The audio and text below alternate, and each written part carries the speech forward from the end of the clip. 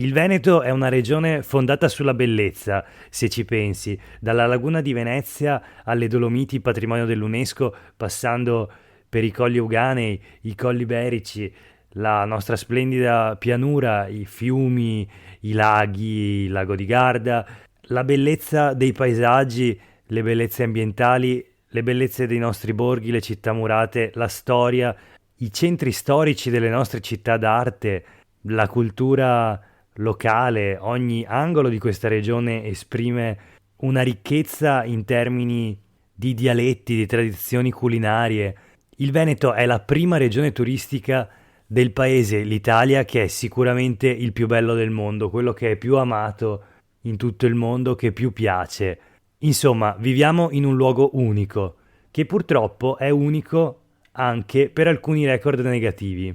E infatti è proprio in Veneto l'inquinamento più esteso d'Europa se parliamo di PFAS presenti nell'acqua. Lo ha rivelato ieri durante il processo appunto che si sta svolgendo a Vicenza proprio sull'inquinamento da PFAS, il ricercatore del CNR che ha condotto uno studio su queste sostanze chimiche. Io sono Jack Calcetto, stai ascoltando Sveglia Veneto, il podcast dedicato all'informazione vista da nord-est, dal lunedì al venerdì, la rassegna stampa quotidiana con tutte le notizie sui quotidiani locali e nazionali che parlano di noi. Il sabato una puntata speciale.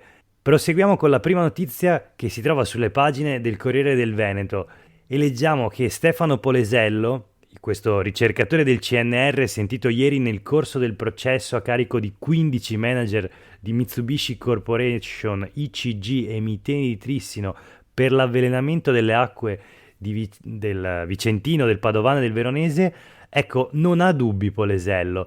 Per il ricercatore dell'Istituto di ricerca sulle acque del CNR, il maxi inquinamento che si è svolto, anzi che è stato individuato dal 2011 con uno studio di valutazione del rischio ambientale e sanitario dovuto a queste sostanze perfluoroalchiliche, non ha precedenti questo inquinamento.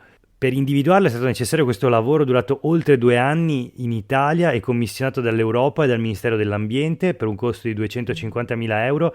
Dice il ricercatore del CNR è il più grande inquinamento PFAS d'Europa per importanza ed estensione inaspettata di una cinquantina di chilometri. È probabilmente il più grande del mondo se escludiamo la Cina, dice sempre Polesello. E insomma, proprio nel corso della sua audizione, tra l'altro, ed è il primo testimone chiamato dalla procura a testimoniare davanti alla Corte d'Assise di Vicenza, c'è stato un colpo di scena, scrive Benedetta Centin per il Corriere del Veneto. Infatti, secondo l'esperto, il composto chimico di nuova generazione, il C604, era già stato testato, lavorato all'allora Miteni di Trissino nel 2011, mentre ARPAV lo ha rintracciato solo 8 anni più tardi nei pozzi spia attorno all'azienda. Quindi questo è un po' il colpo di scena di ieri nelle udienze del processo che si sta svolgendo a Vicenza. Tutti i dettagli sul Corriere del Veneto. E ti ricordo che da martedì prossimo saranno presenti in Italia gli inviati dell'Alto Commissario ONU per i diritti umani in Italia, a Roma, Venezia, Trissino, quindi ovviamente soprattutto nei territori del Veneto colpiti dall'inquinamento PFAS, proprio per capire gli effetti su ambiente e salute e quindi anche in qualche modo sui diritti umani dell'inquinamento da PFAS, appunto. Questa era la prima notizia di oggi.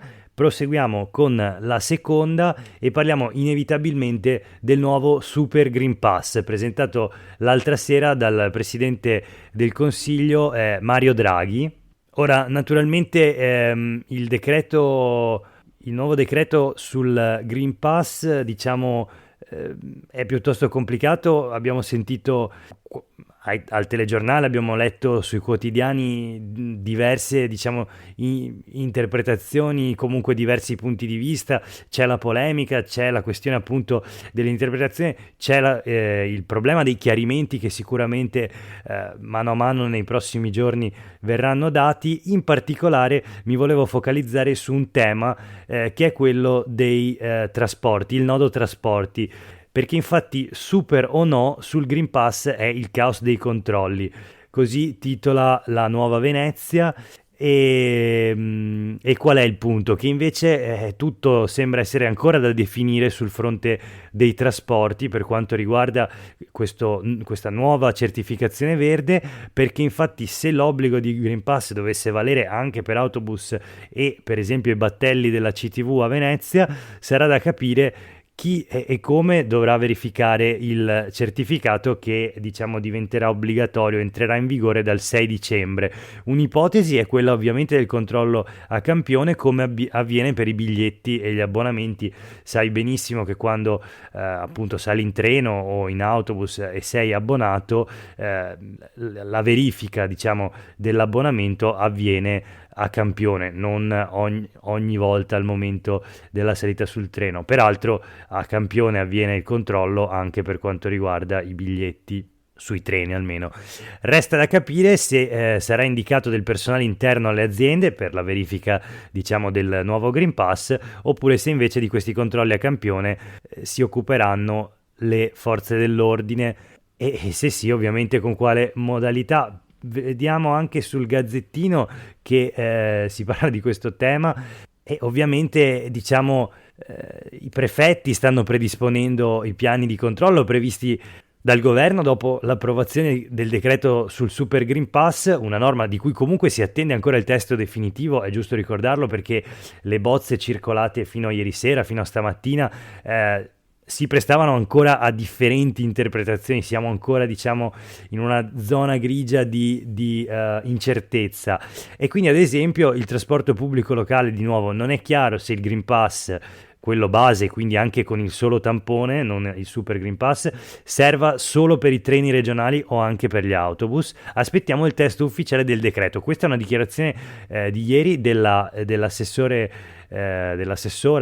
regionale alle infrastrutture e ai trasporti Elisa De Berti, che si è espressa così, anche se dal governo, scrive il Gazzettino, confermerebbero che il QR, quindi il Green Pass, è obbligatorio per tutti, rotaie e gomma. Un dato certo comunque è che dovendo fare controlli sul Green Pass le forze dell'ordine naturalmente non potranno occuparsi di altri problemi legati all'ordine pubblico e allora abbiamo il commento del prefetto di Venezia Vittorio Zappalorto: adesso ci hanno dato questa priorità, vuol dire che molleremo su altri fronti. In ogni caso, appunto, torno a ripetere che il nuovo decreto avrà bisogno di una serie di interpretazioni autentiche da parte del governo, ad esempio cosa deve fare chi non ha avuto per il momento la possibilità di completare il ciclo vaccinale per motivi di salute. Pare, scrive sempre Alda Vanzan sul Gazzettino, che basti l'esibizione del certificato del medico che attesti la non vaccinabilità, ma è chiaro che ad esempio i ristoratori vorranno essere sicuri di non prendere la multa e c'è già una protesta delle mamme, così si scrive in modo diciamo generico: se per andare a scuola non serve il Green Pass, i ragazzi dovranno farsi il tampone per usare i mezzi pubblici. Certo, qualche mamma appunto avrà evidenziato questa apparente contraddizione. Comunque intanto, giusto così per orientarsi, ma ripeto, deve ancora uscire il testo del decreto, ci saranno come sempre le FAQ del governo e quindi le ulteriori spiegazioni e chiarimenti, ma proviamo intanto a orientarci sul contenuto di questo decreto. E allora una prima distinzione tra il Green Pass base e il Green Pass rafforzato in vigore dal 6 dicembre. Il Green Pass base, lo potrà avere chi fa il tampone antigenico molecolare. Il secondo, quello rafforzato, chi è guarito dal Covid oppure che è vaccinato. Il primo, quello base, permetterà l'accesso ai luoghi di lavoro, ai negozi essenziali, quindi farmacie, supermercati, alimentari eccetera, e ai mezzi di trasporto, bus, treni e aerei, quindi garantirà il diritto al lavoro, ai beni essenziali e appunto alla mobilità.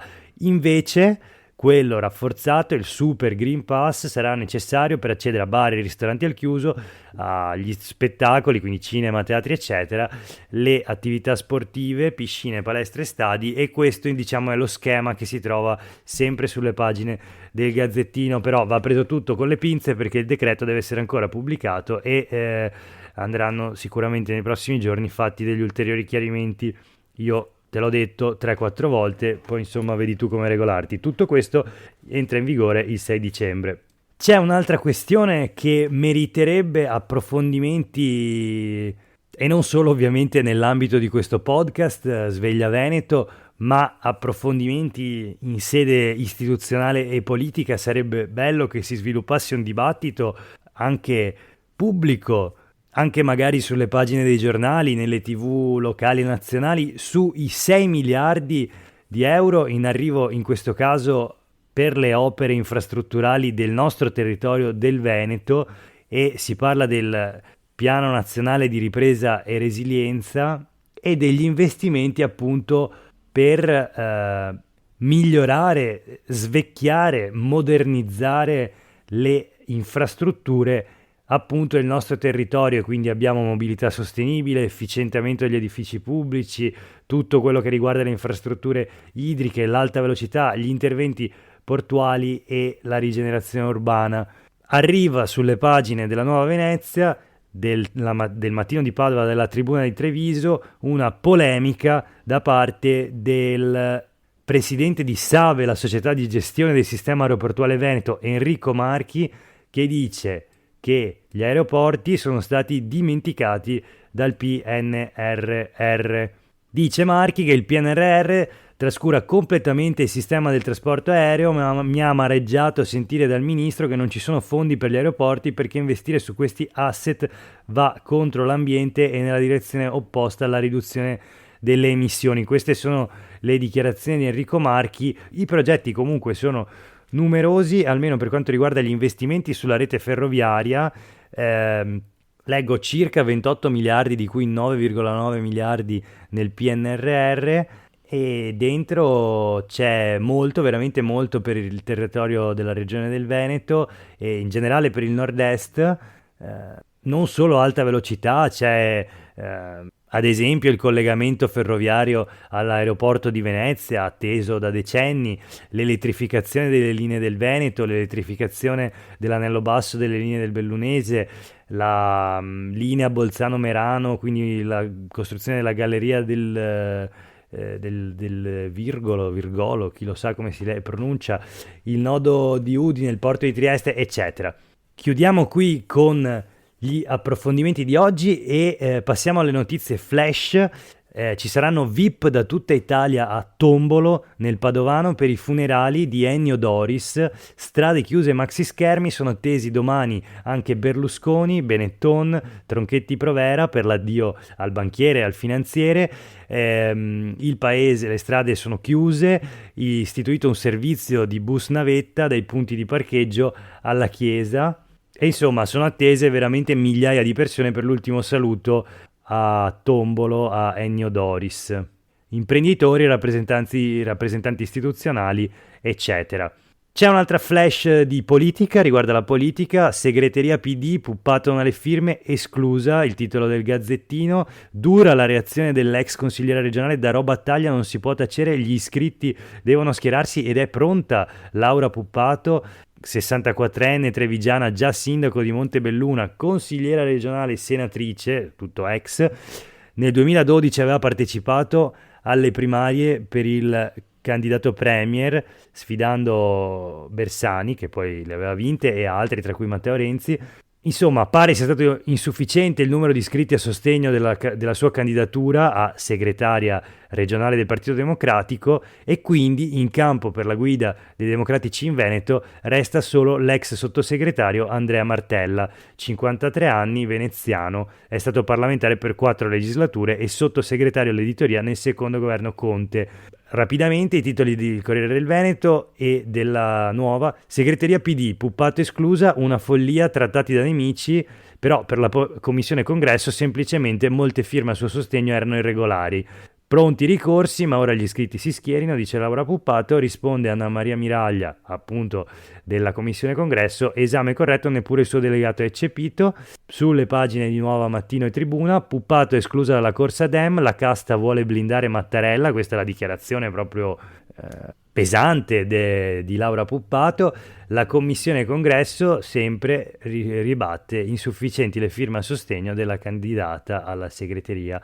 E quindi c'è una polemica furibonda, il ricorso contro di me chi arraffa incarichi con bulimia, dice Laura Puppato, la passionaria, come viene descritta in questo articolo di Filippo Tosato per i quotidiani Jedi.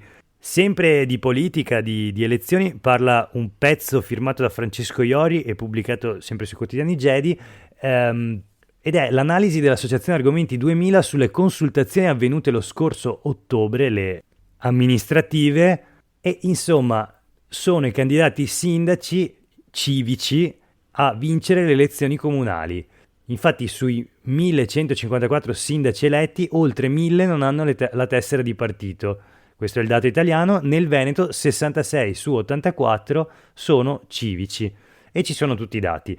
Ultima notizia, che è veramente una curiosità: da Belluno il vicino disturba la notte e lo studente insonne viene bocciato a scuola. Insomma, questo studente è stato bocciato e la colpa sarebbe dello stalker della madre. Questo studente in didattica a distanza non riusciva a dormire la notte e a studiare di giorno, quindi il suo rendimento è stato quello che si può immaginare, scrive Gigi Sosso, sempre per i quotidiani Jedi. E c'è un processo, insomma, con il rinvio a giudizio per atti persecutori e lesioni, processo piuttosto complicato, una vicenda tra l'altro condita da anche una vena di razzismo, quindi una brutta vicenda, ma appunto con riflessi anche sul rendimento scolastico del figlio di questa donna perseguitata a quanto pare da un vicino, e quindi chiesti danni per stalking, ma intanto il ragazzo è stato bocciato. Questa era l'ultima notizia per oggi. Io sono Jack Calcetto, hai ascoltato Sveglia Veneto. Domani torna il podcast con una puntata dedicata all'approfondimento con un ospite speciale, come sempre il sabato. Ti ricordo che attiva la mail sveglia.veneto@gmail.com per commenti, osservazioni e qualsiasi riflessione. Oggi è il 26 novembre, è venerdì, buona giornata.